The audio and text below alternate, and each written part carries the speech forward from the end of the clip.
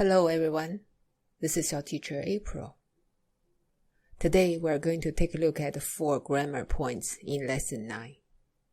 The first one is a structure which is very useful and also easy to understand. 2 examples are given.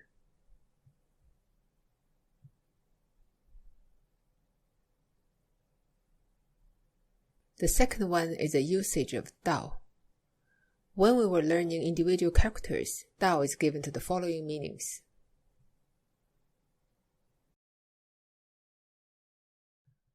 Our second point of grammar focuses on the last meaning when 到 is used as a verb complement. The first example. 到 in 看到 tells us the result of looking. Compare these 2 sentences.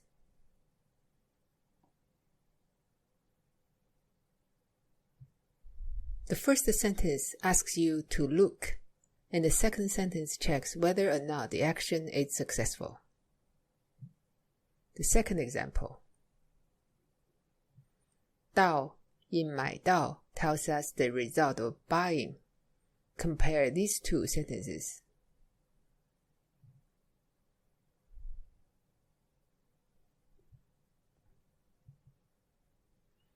In the first sentence, we know the action buying took place.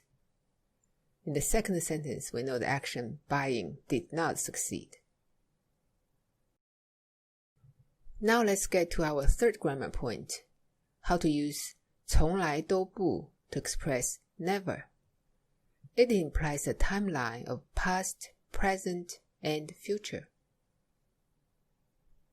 We have 2 examples.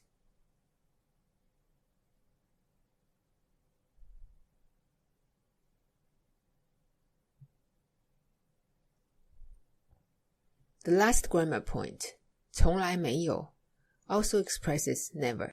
Different from 从来都不, it implies a stretch of time from past up to present. What happens next could possibly be different from what happened before. 2 examples.